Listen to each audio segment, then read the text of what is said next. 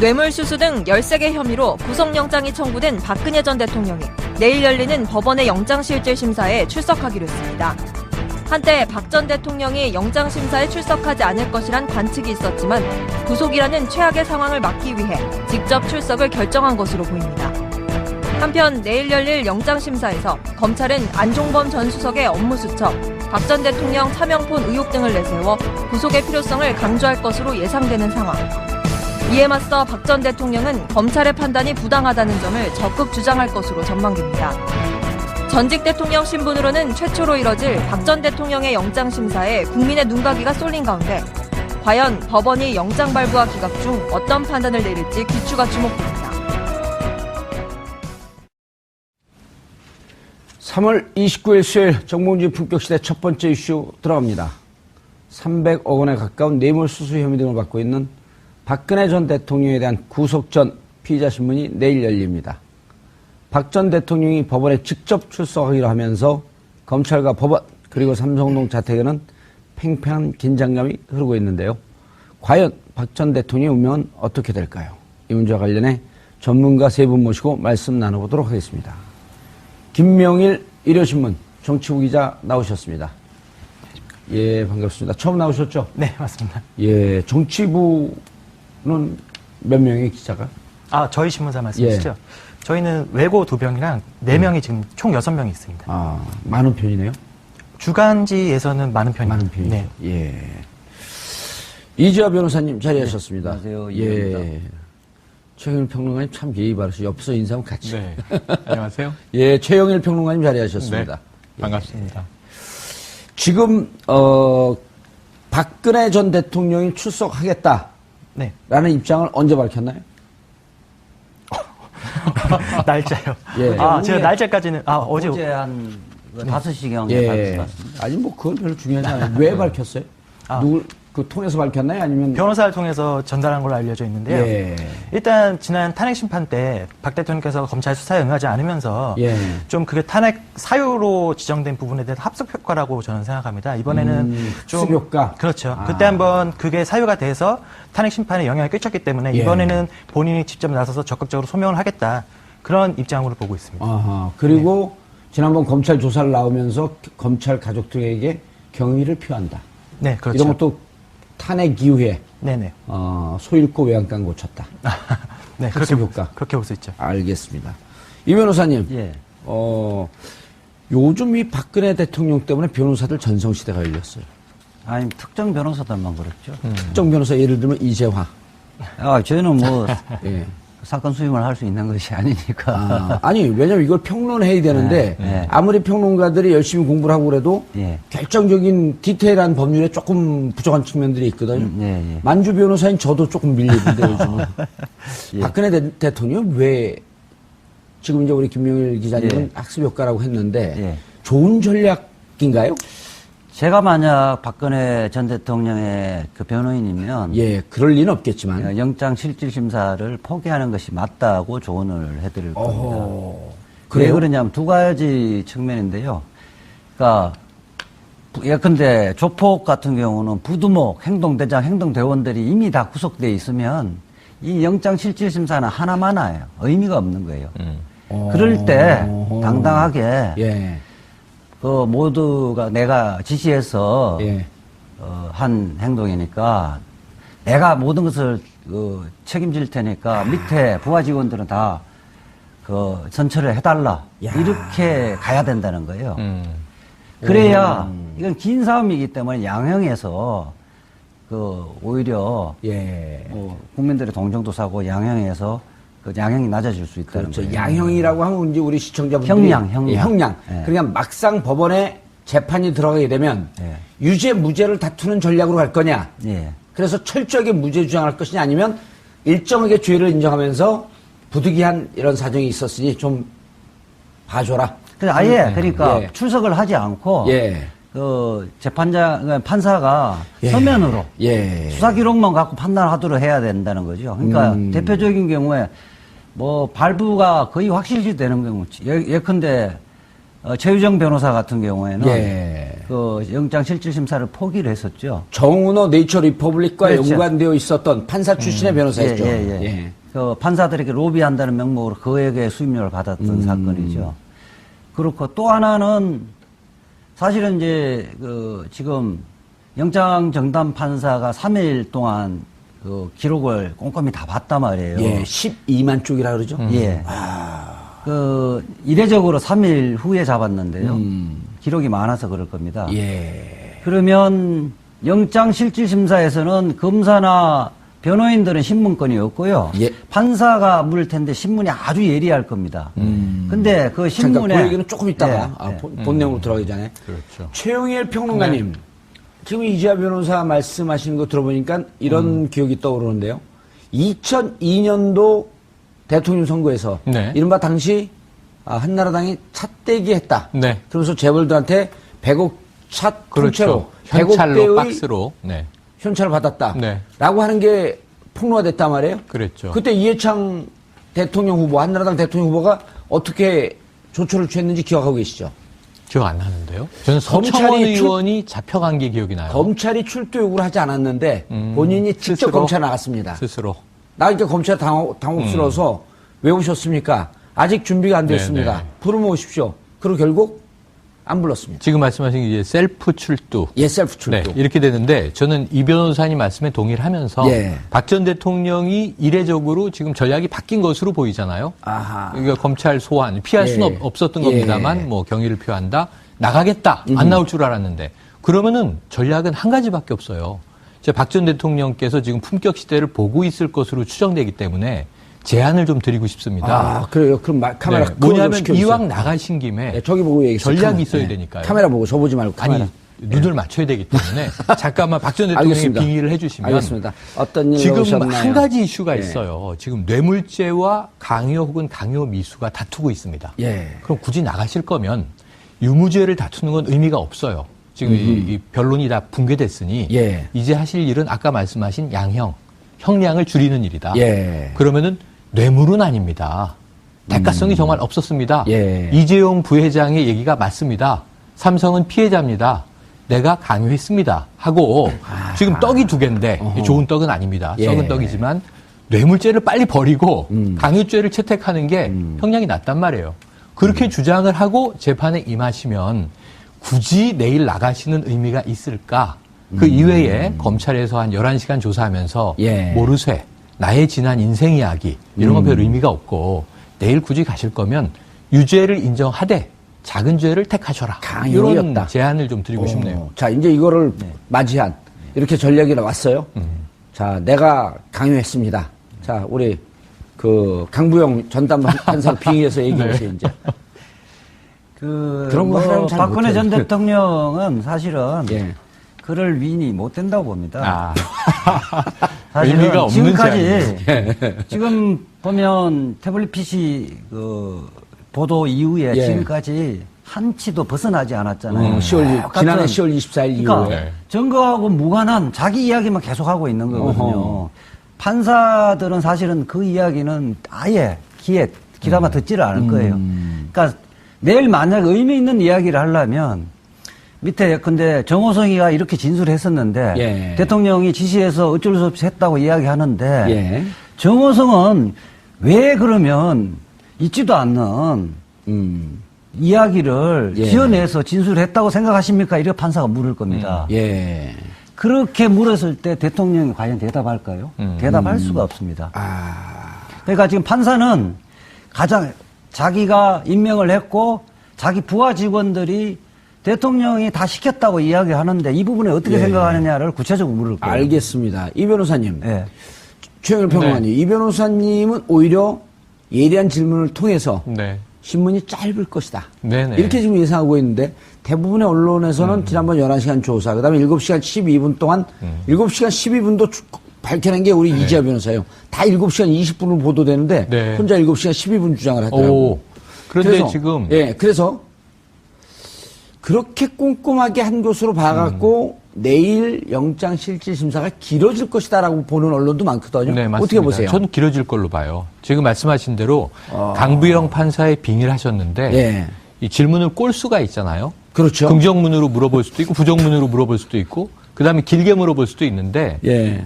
이게 이 독해 능력에 따라서 이 질문을 맞춰줘야 됩니다. 최대한 단답형으로 물어봐야 되고요. OX 예 아니요 이렇게 예. 이제 물어봐야 되고요. 그리고 이제 답변이 나오지 않을 경우에 계속 설명을 해줘야 돼요. 예, 예. 그렇기 때문에 강 판사는 내일 좀 목이 쉴 가능성이 있고 그리고 박 전 대통령의 특성상 아까 예. 특성 캐릭터 중요하게 말씀하셨는데 제안은 했지만 제가 강요죄를 인정하겠나. 하지만 굳이 나간다면 그렇지 않은 법적 의미가 없다라고 얘기를 한 것인데 예. 문제는 박 전 대통령은 시인하거나 하나도 인정하거나 강요죄를 택하거나 할 가능성은 제로에 가깝죠. 그래서 가깝죠. 이 변호사님 말씀이 맞는데 예. 그럼에도 불구하고 나간 이상 나간 것의 의미를 본인은 어떻게 찾을 거냐면 나는 내 얘기를 하겠다. 판사는 당신이 궁금한 거 듣든 말든. 물어봐라. 난 내가 하고 싶은 얘기를 할 테니. 그래서 동문서답 때문에 시간은 길게 갈 것이지만 예. 법리적으로 유의미한 질의응답은 없을 것이다. 건지기 어려울 것이다. 알겠습니다. 그렇다면 결국 구속으로 간다. 이렇게 보여지는 거죠. 아, 안타깝습니다. 좀 그 부분에 대해서 좀 잠깐만요. 보충을 하면요. 예. 이 지금 구속 실질 심사는 토론장이 아니에요. 판사들은 보면 제가 수십 차례 들어가 보면 판사들은 질문 굉장히 간단합니다. 그거 어떻게 됐습니까? 이렇게 딱 묻고 모르거나 이러면 그냥 넘어갑니다. 그래서 됐고. 제가 영장 발부 여부 결정은 새벽에 할 건데 예. 5시 이후에 할 텐데 실제 신문 시간은 판사는 이재용 구체적인 때는 7시간 걸렸다는 거 아닙니까? 예, 그 7시간을 7시간 동안 판사가 물었던 건 아니고요. 예.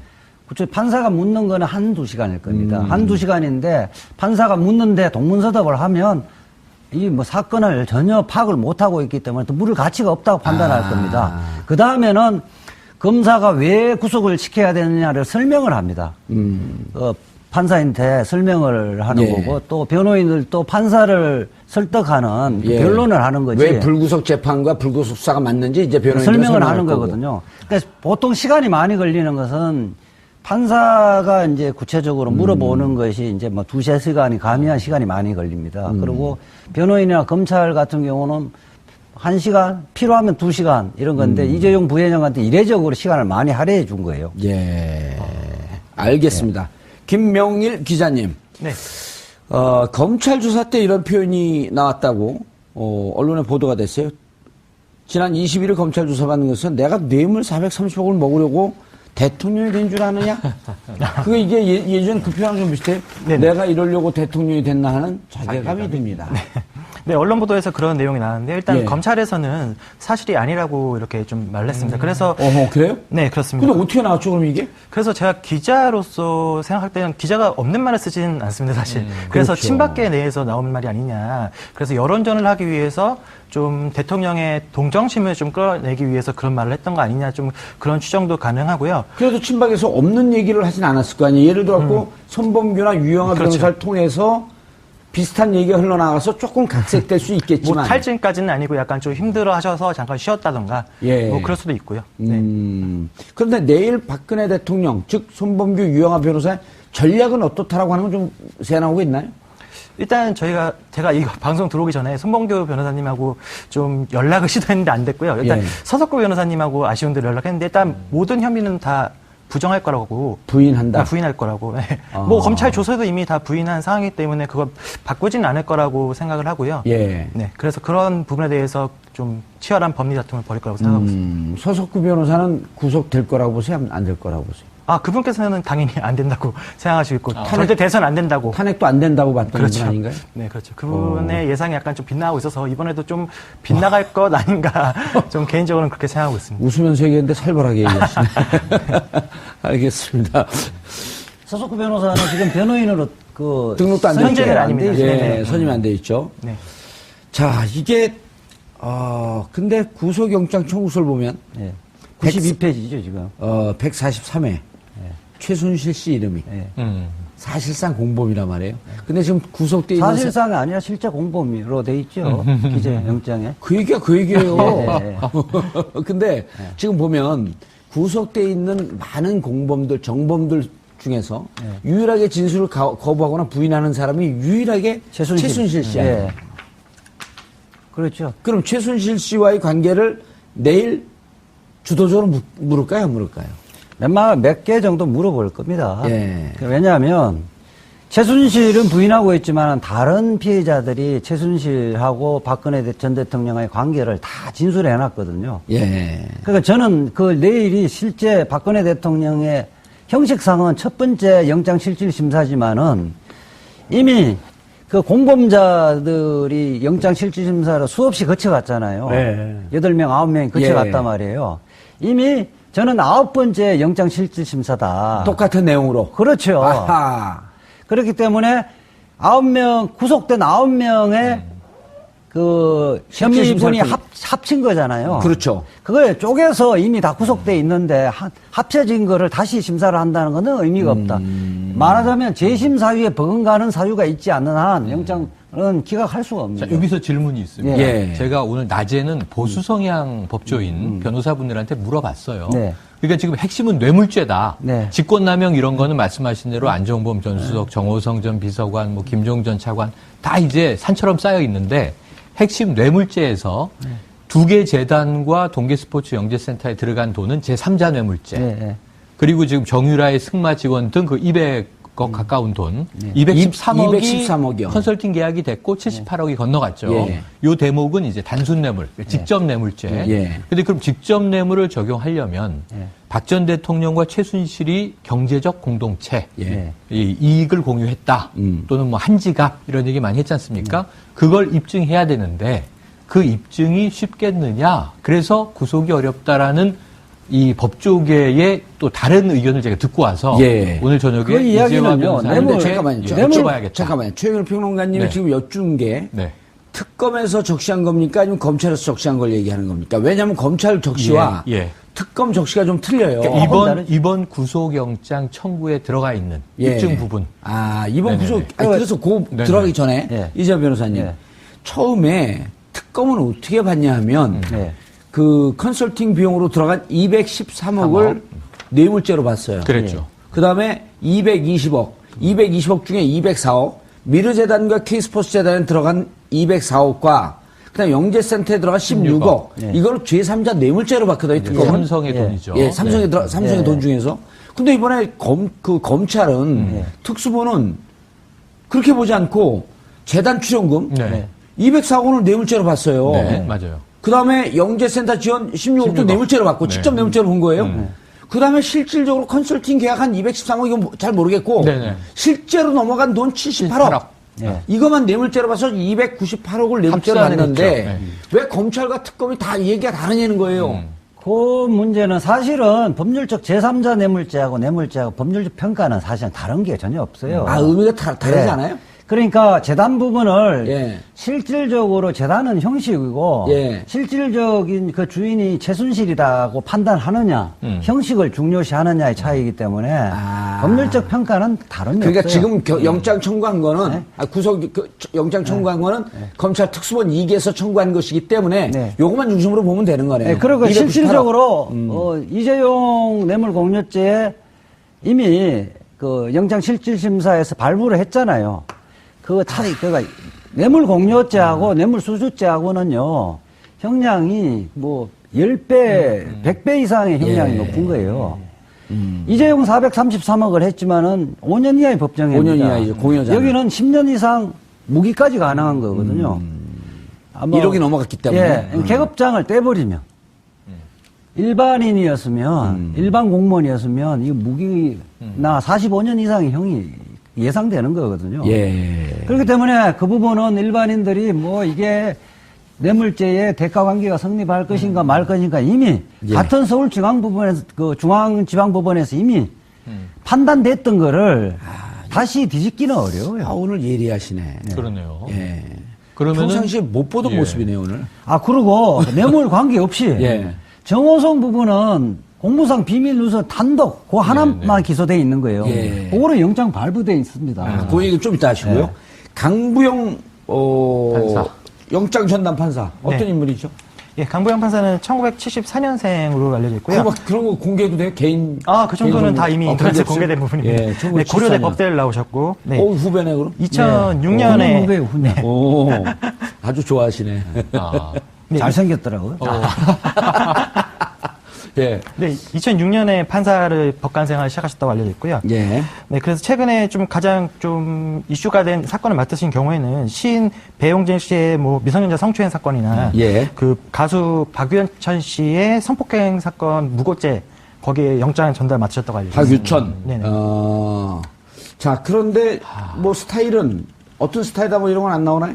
네, 그 좀 여기는 거기에 대한 설명을 한 언론 기사를 그대로 옮기자면 예. 좀 감정이 격앙된 피의자를 좀 다그치지 않고 좀 순하게 좀 풀어쓰는 이렇게 좀 달래가면서 얘기를 하시는 좀 끝까지 듣는 경청하는 그렇습니다. 스타일이고. 네, 그리고 양쪽의 의견을 공평하게 좀 귀 기울인 편이다. 좀 내부적으로 덕망이 높은 걸로 알려져 있습니다.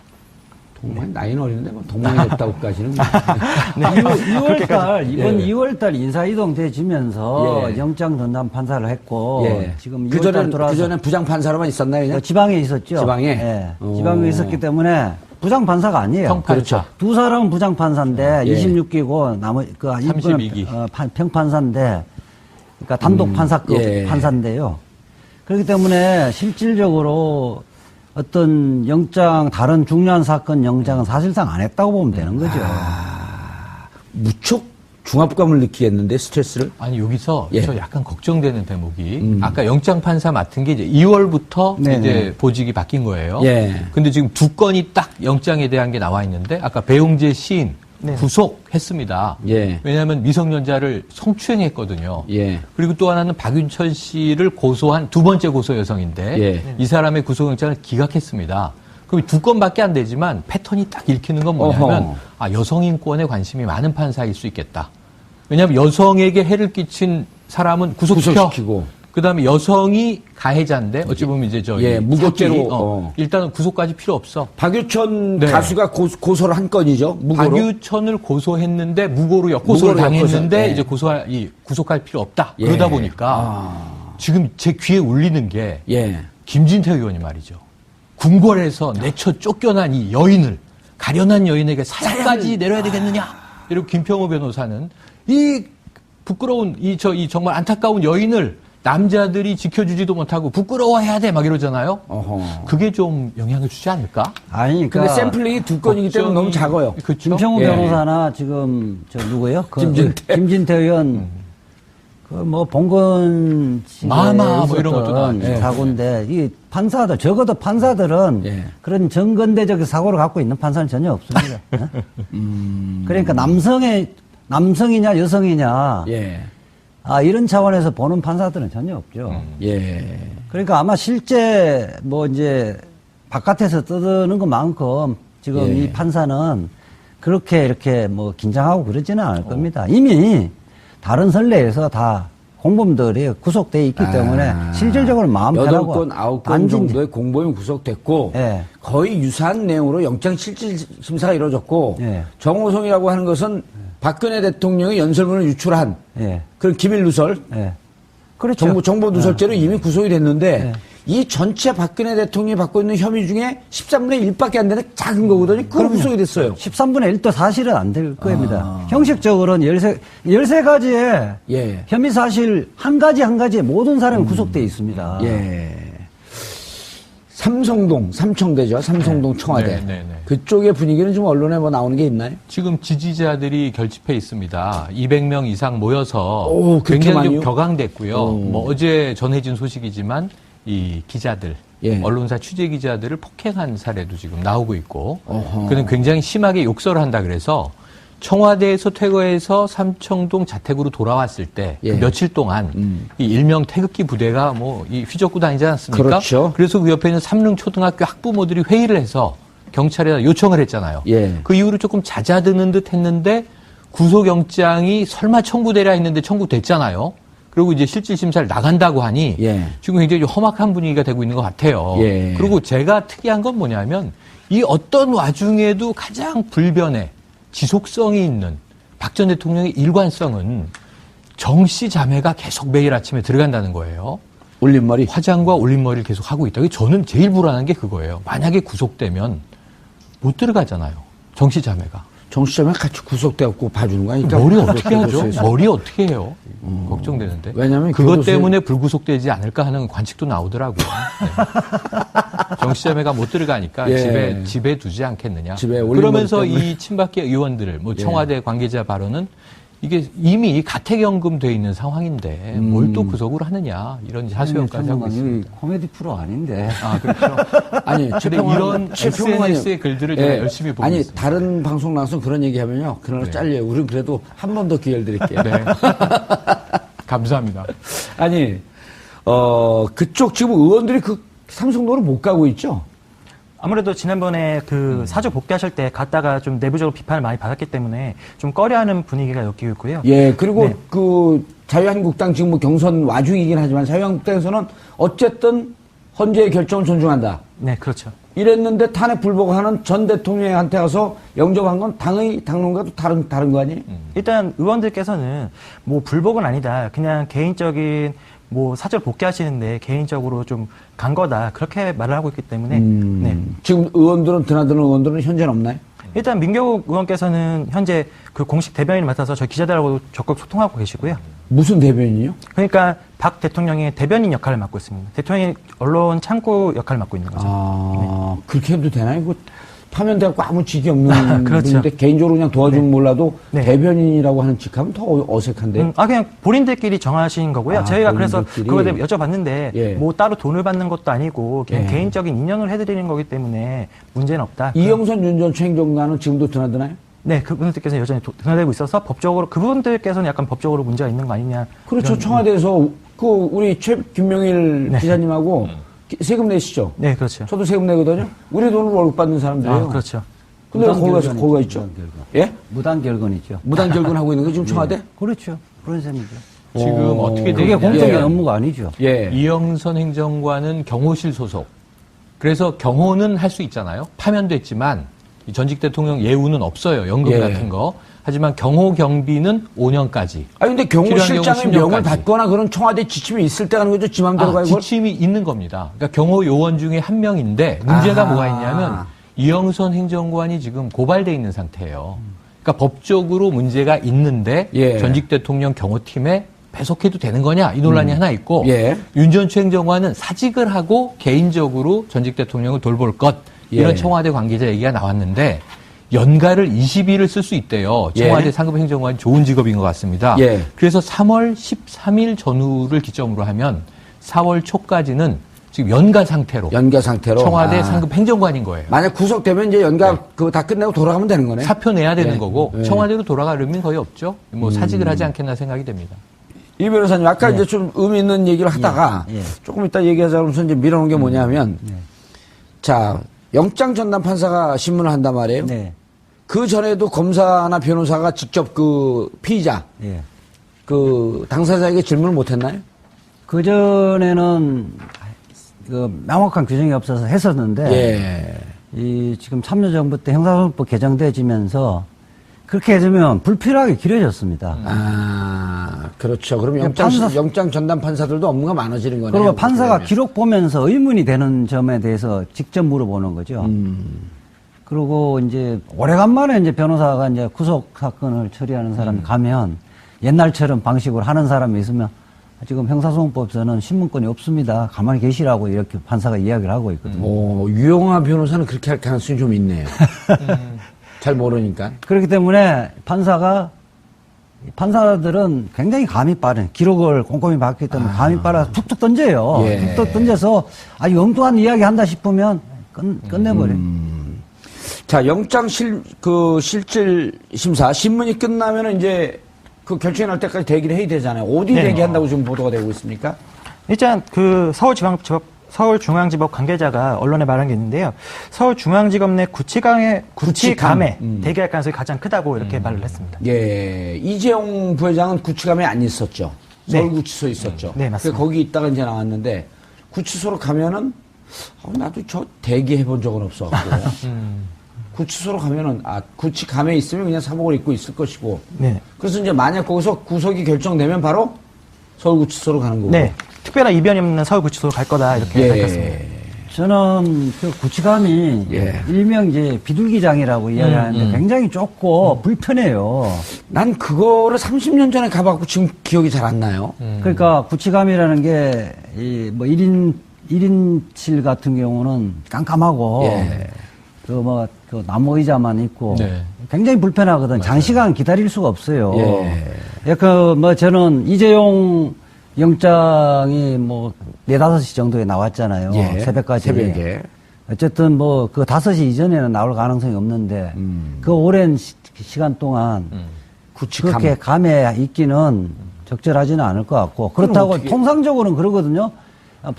영장 판사가 대기 장소를 정하는데 예.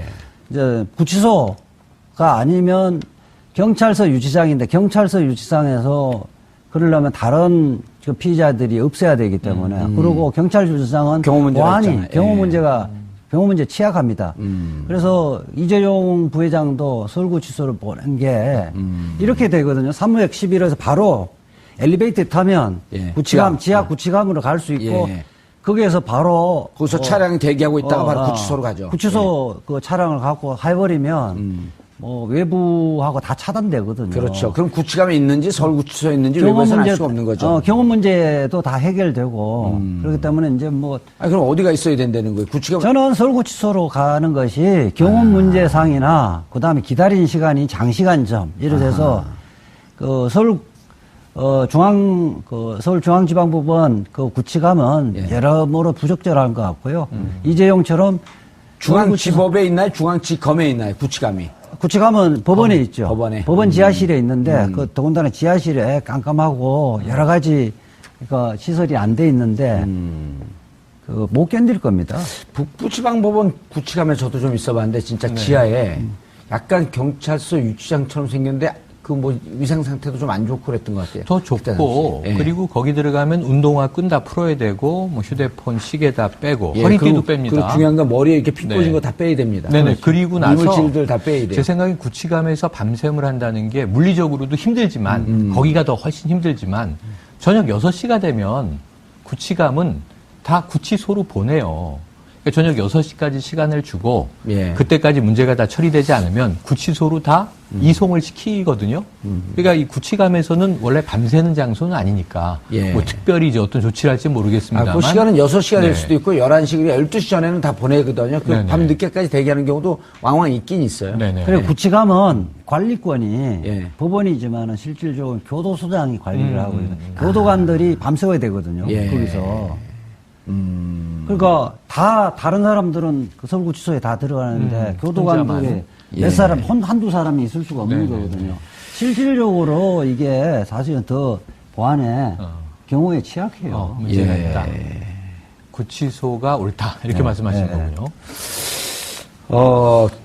통상적으로 서울구치소로 압송된다. 이제 이렇게 말씀하셨는데 다른 데로 갈 가능성도 있나요?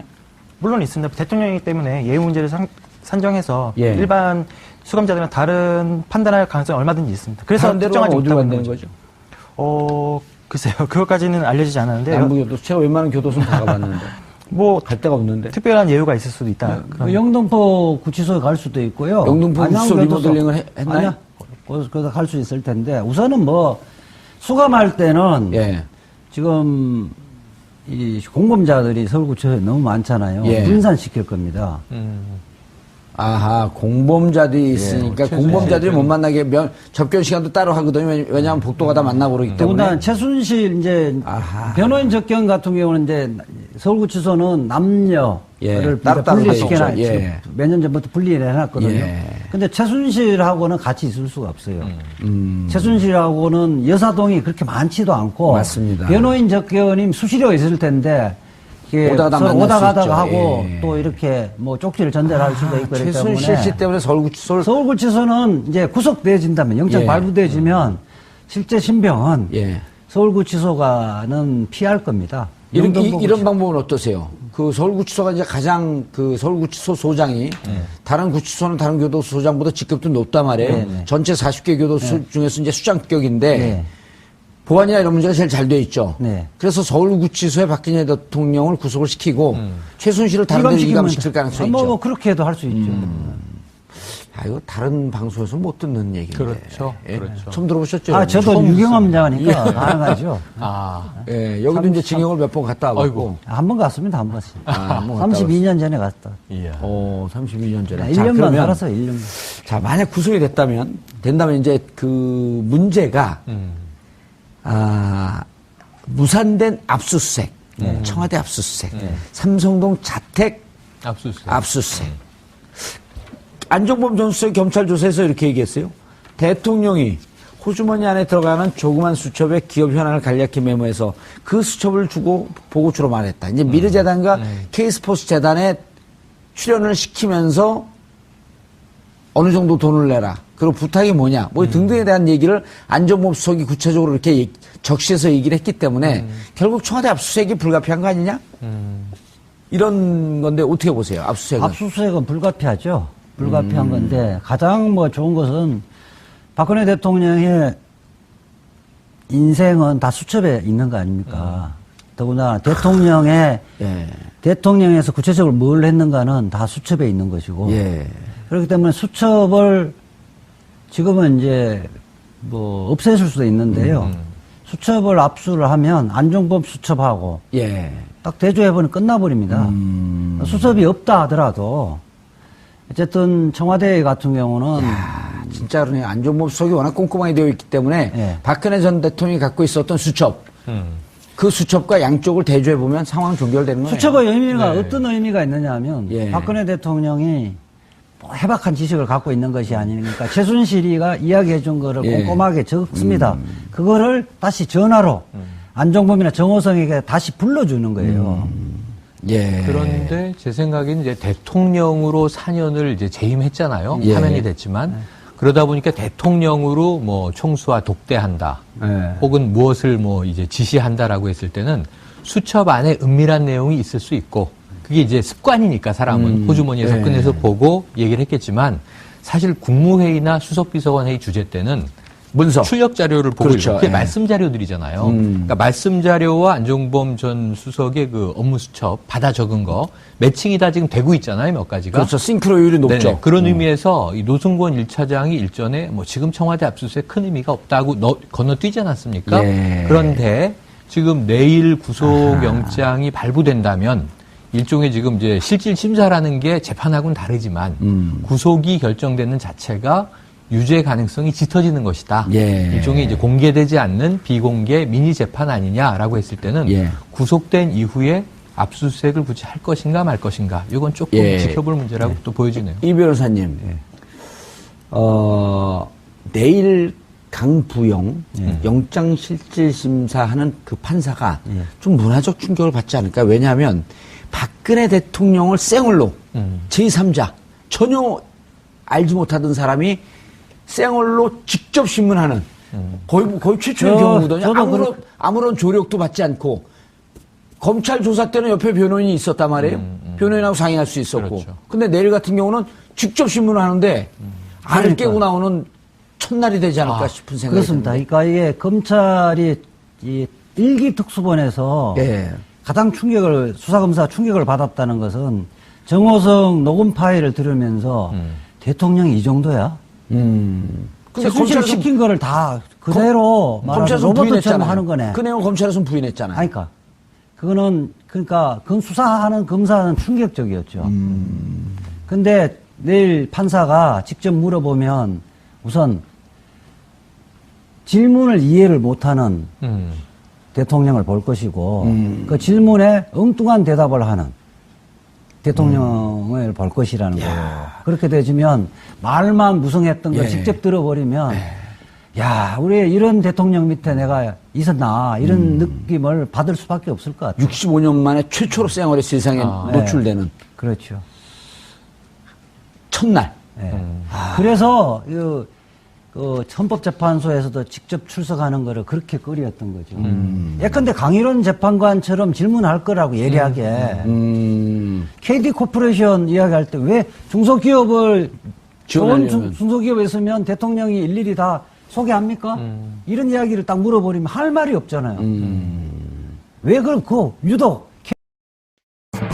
뇌물수수 등 13개 혐의로 구속영장이 청구된 박근혜 전 대통령이 내일 열리는 법원의 영장실질심사에 출석하기로 했습니다.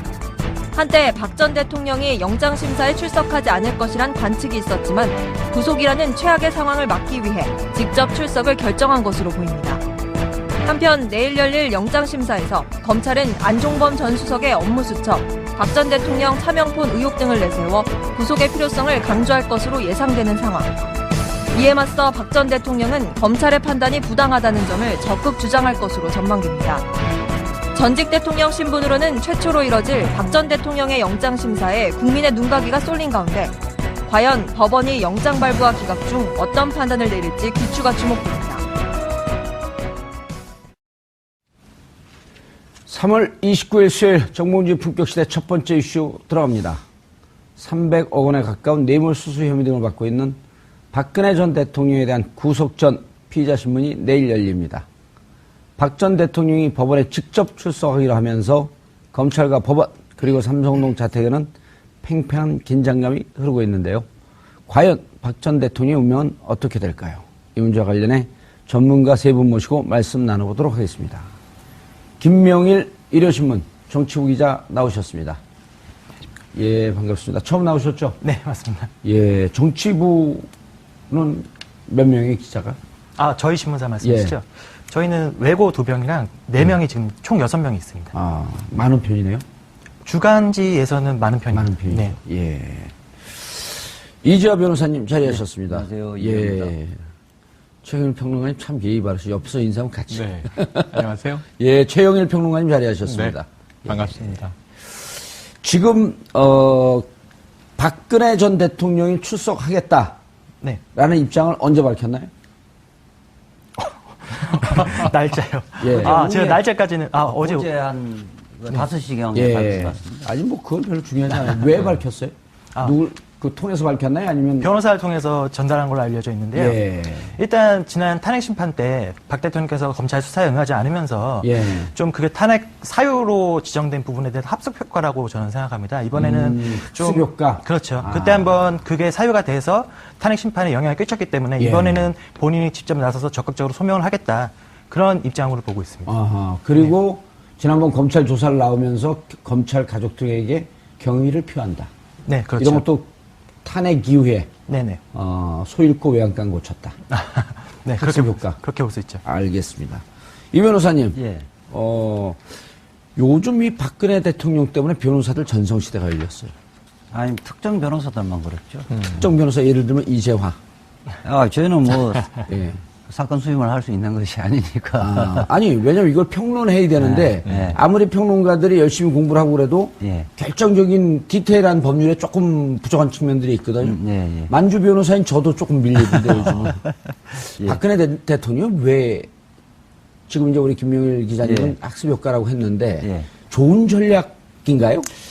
제가 만약 박근혜 전 대통령의 그 변호인이면 예, 그럴 리는 없겠지만. 영장 실질 심사를 포기하는 것이 맞다고 조언을 해드릴 겁니다. 왜 그래요? 그러냐면 두 가지 측면인데요.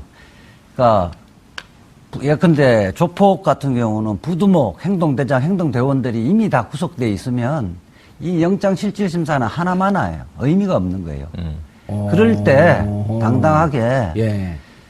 그 모두가 내가 지시해서 예. 한 행동이니까 내가 모든 것을 책임질 테니까 밑에 부하 직원들은 다 선처를 해달라. 이렇게 가야 된다는 거예요. 그래야 이건 긴 싸움이기 때문에 양형에서 오히려 예. 국민들의 동정도 사고 양형에서 양형이 낮아질 수 있다는 그렇죠. 거예요. 양형이라고 하면 이제 우리 시청자분들이 형량. 예, 형량. 예. 그러니까 막상 법원에 재판이 들어가게 되면 예. 유죄 무죄를 다투는 전략으로 갈 거냐. 예. 그래서 철저하게 무죄 주장할 것이냐 아니면 일정하게 죄를 인정하면서 부득이한 이런 사정이 있었으니 좀 봐줘라. 그러니까 예. 출석을 하지 않고 예. 판사가 예. 서면으로 예. 수사 기록만 갖고 판단하도록 해야 된다는 거죠. 그러니까 대표적인 경우에 발부가 거의 확실시 되는 경우 예컨대 최유정 변호사 같은 경우에는 예. 영장 실질 심사를 포기를 했었죠. 정은호 네이처 리퍼블릭과 그렇죠. 연관되어 있었던 판사 출신의 변호사였죠. 예. 판사들에게 로비한다는 명목으로 그에게 수임료를 받았던 사건이죠. 그렇고 또 하나는 사실은 이제 지금 영장 정담 판사가 3일 동안 그 기록을 꼼꼼히 다 봤단 말이에요. 예, 12만 쪽이라 그러죠. 예. 이례적으로 3일 후에 잡았는데요. 기록이 많아서 그럴 겁니다. 예. 그러면 영장실질심사에서는 검사나 변호인들은 신문권이 없고요. 예. 판사가 물을 텐데 신문이 아주 예리할 겁니다. 근데 그 잠깐 신문에 그 얘기는 조금 있다가 네, 네. 본 내용으로 들어가기 전에 그렇죠. 최영일 평론가님 지금 이지아 변호사 말씀하시는 거 들어보니까 이런 기억이 떠오르는데요. 2002년도 대통령 선거에서 네. 이른바 당시 한나라당이 찻대기 했다. 네. 그러면서 재벌들한테 100억 차 통째로 그렇죠. 현찰로 100억대의 박스로. 네. 현찰을 받았다. 네. 라고 하는 게 폭로가 됐단 말이에요. 그랬죠. 그때 이해창 대통령 후보, 한나라당 대통령 후보가 어떻게 조처를 취했는지 기억하고 계시죠? 기억 안 나는데요. 저는 서청원 검찰이 의원이 잡혀간 게 기억이 나요. 검찰이 출두 요구를 하지 않았는데 본인이 직접 스스로? 검찰 나갔습니다. 스스로. 나니까 검찰 당혹스러워서 왜 오셨습니까? 아직 준비가 안 됐습니다. 네네. 부르면 오십시오. 그리고 결국 안 불렀습니다. 지금 말씀하신 게 이제 셀프 출두. 예, 셀프 출두. 네, 이렇게 되는데 저는 이 변호사님 말씀에 동의를 하면서 예. 박 전 대통령이 이례적으로 지금 전략이 바뀐 것으로 보이잖아요. 아하. 그러니까 검찰 소환 피할 예. 수는 없었던 예. 겁니다만 뭐 경의를 표한다. 나가겠다. 안 나올 줄 알았는데 그러면은 전략은 한 가지밖에 없어요. 박 전 대통령께서 지금 품격 시대를 보고 있을 것으로 추정되기 때문에 제안을 좀 드리고 싶습니다. 아, 그래요? 그럼 카메라 네, 그거 좀 뭐냐면 시켜주세요. 이왕 나가신 김에 네, 저기 보고 얘기해주세요. 전략이 카메라. 있어야 네. 되니까요. 카메라 보고 저 보지 말고 카메라. 아니 눈을 맞춰야 되기 때문에 잠깐만 박 전 대통령이 알겠습니다. 빙의를 해주시면 알겠습니다. 어떤 일로 지금 오셨나요? 한 가지 이슈가 예. 있어요. 지금 뇌물죄와 강요 혹은 강요 미수가 다투고 있습니다. 예. 그럼 굳이 나가실 거면 유무죄를 다투는 건 의미가 없어요. 지금 이 변론이 다 붕괴됐으니 예. 이제 하실 일은 아까 말씀하신 양형, 형량을 줄이는 일이다. 예. 그러면은 뇌물은 아닙니다. 대가성이 정말 없었습니다. 예. 이재용 부회장의 얘기가 맞습니다. 삼성은 피해자입니다. 내가 강요했습니다. 하고 지금 떡이 두 개인데 좋은 떡은 아닙니다. 예. 썩은 떡이지만 뇌물죄를 빨리 버리고 강요죄를 채택하는 게 형량이 낫단 말이에요. 그렇게 주장을 하고 재판에 임하시면 굳이 내일 나가시는 의미가 있을까? 그 이외에 검찰에서 한 11시간 조사하면서 예. 모르쇠, 나의 지난 인생 이야기 이런 건 별 의미가 없고 내일 굳이 가실 거면 유죄를 인정하되 작은 죄를 택하셔라. 강요였다. 이런 제안을 좀 드리고 싶네요. 자, 이제 이거를 맞이한 이렇게 전략이 나왔어요. 자, 내가 강요했습니다. 자, 우리 그 강부영 전담 판사 빙의해서 얘기해 보세요, 이제. 그런 거 하려면 잘 박근혜 못해요. 전 대통령은 사실은 예. 그럴 위인이 못 된다고 봅니다. 의미가 사실은 없는 지금까지 지금 보면 태블릿 PC 그 보도 이후에 예. 지금까지 한치도 벗어나지 않았잖아요. 지난해 10월 24일 그러니까 이후에. 네. 증거하고 무관한 자기 이야기만 계속하고 있는 거거든요. 어허. 판사들은 사실은 그 이야기는 아예 귀담아 듣지를 않을 거예요. 그러니까 내일 만약 의미 있는 이야기를 하려면 밑에 근데 정호성이가 이렇게 진술했었는데 예. 대통령이 지시해서 어쩔 수 없이 했다고 이야기하는데 예. 정호성은 왜 그러면 있지도 않는 이야기를 예. 지어내서 진술했다고 생각하십니까? 이렇게 판사가 물을 겁니다. 예. 그렇게 물었을 때 대통령이 과연 대답할까요? 대답할 수가 없습니다. 그러니까 지금 판사는 가장 자기가 임명을 했고 자기 부하 직원들이 대통령이 다 시켰다고 이야기하는데 이 부분에 어떻게 예. 생각하느냐를 구체적으로 물을 거예요. 알겠습니다. 이 변호사님. 예. 최영일 평론가님. 이 변호사님은 오히려 예리한 질문을 통해서 네. 신문이 짧을 것이다. 네네. 이렇게 지금 예상하고 있는데 대부분의 언론에서는 지난번 11시간 조사, 그다음에 7시간 12분 동안 7시간 12분도 밝혀낸 게 우리 이지아 변호사예요. 다 7시간 20분으로 보도되는데 네. 혼자 7시간 12분 주장을 하더라고요. 오. 그런데 그래서, 지금 예, 그래서 그렇게 꼼꼼하게 한 것으로 봐갖고 내일 영장실질심사가 길어질 것이다라고 보는 언론도 많거든요. 네, 맞습니다. 어떻게 보세요? 저는 길어질 걸로 봐요. 지금 말씀하신 대로 강부영 판사의 빙의를 하셨는데 예. 이 질문을 꼴 수가 있잖아요. 그렇죠. 긍정문으로 물어볼 비슷한 얘기가 흘러나가서 조금 각색될 수 뭐 있겠지만. 탈진까지는 아니고 약간 좀 힘들어 하셔서 잠깐 쉬었다던가 예. 뭐 그럴 수도 있고요. 네. 그런데 내일 박근혜 대통령, 즉 손범규 유영하 변호사의 전략은 어떻다라고 하는 건 좀 새나오고 있나요? 일단 제가 이 방송 들어오기 전에 손봉규 변호사님하고 좀 연락을 시도했는데 안 됐고요. 일단 예. 서석구 변호사님하고 아쉬운 대로 연락했는데 일단 모든 혐의는 다 부정할 거라고. 부인한다. 부인할 거라고. 네. 뭐 검찰 조서도 이미 다 부인한 상황이기 때문에 그거 바꾸지는 않을 거라고 생각을 하고요. 예. 네. 그래서 그런 부분에 대해서 좀 치열한 법리 다툼을 벌일 거라고 생각하고 있습니다. 서석구 변호사는 구속될 거라고 보세요? 안 될 거라고 보세요? 그분께서는 당연히 안 된다고 생각하시고 있고 절대 대선 안 된다고. 탄핵도 안 된다고 봤던 그렇죠. 분 아닌가요? 네, 그렇죠. 그분의 예상이 약간 좀 빗나가고 있어서 이번에도 좀 빗나갈 것 아닌가 좀 개인적으로는 그렇게 생각하고 있습니다. 웃으면서 얘기했는데 살벌하게 얘기하시네. 알겠습니다. 서석구 변호사는 지금 변호인으로 등록도 안 돼 있죠. 선임은 아닙니다. 네, 선임이 안 돼 있죠. 네. 자, 이게 근데 구속영장 청구서를 보면 예. 92페이지죠, 지금. 143회 최순실 씨 이름이 사실상 공범이란 말이에요. 근데 지금 구속돼 있는 사실상이 아니라 실제 공범으로 돼 있죠. 기재영장에. 그 얘기예요. 네.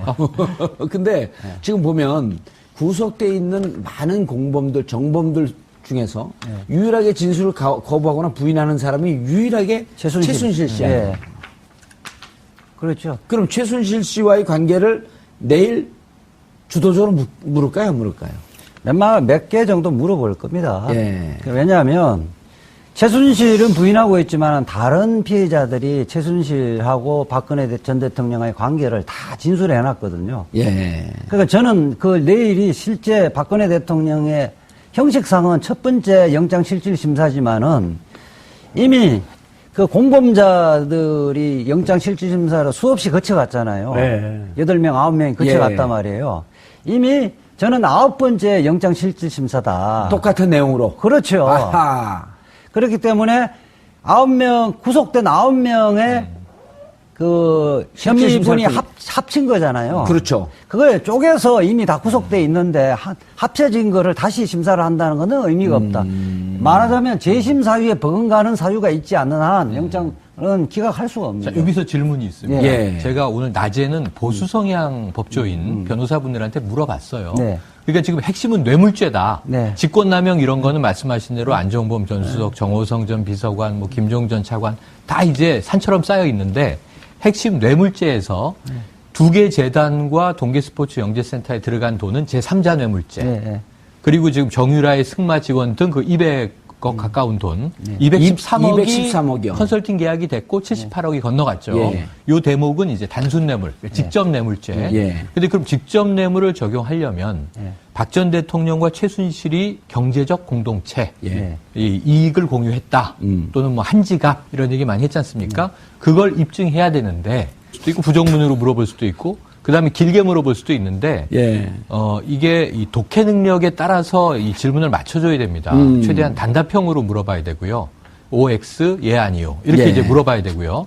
그리고 이제 답변이 나오지 않을 경우에 계속 설명을 해줘야 돼요. 예, 예. 그렇기 때문에 강 판사는 내일 좀 목이 쉴 가능성이 있고 그리고 박 전 대통령의 특성상 아까 예. 특성 캐릭터 중요하게 말씀하셨는데 제안은 했지만 제가 강요죄를 인정하겠나. 하지만 굳이 나간다면 그렇지 않은 법적 의미가 없다라고 얘기를 한 것인데 예. 문제는 박 전 대통령은 시인하거나 하나도 인정하거나 강요죄를 택하거나 할 가능성은 제로에 가깝죠. 그래서 가깝죠. 이 변호사님 말씀이 맞는데 예. 그럼에도 불구하고 나간 이상 나간 것의 의미를 본인은 어떻게 찾을 거냐면 나는 내 얘기를 하겠다. 판사는 당신이 궁금한 거 듣든 말든. 물어봐라. 난 내가 하고 싶은 얘기를 할 테니. 그래서 동문서답 때문에 시간은 길게 갈 것이지만 예. 법리적으로 유의미한 질의응답은 없을 것이다. 건지기 어려울 것이다. 알겠습니다. 그렇다면 결국 구속으로 간다. 이렇게 보여지는 거죠. 아, 안타깝습니다. 좀 그 부분에 대해서 잠깐만요. 보충을 하면요. 예. 이 지금 구속 실질심사는 토론장이 아니에요. 판사들은 보면 제가 수십 차례 들어가 보면 판사들은 질문 굉장히 간단합니다. 그거 어떻게 됐습니까?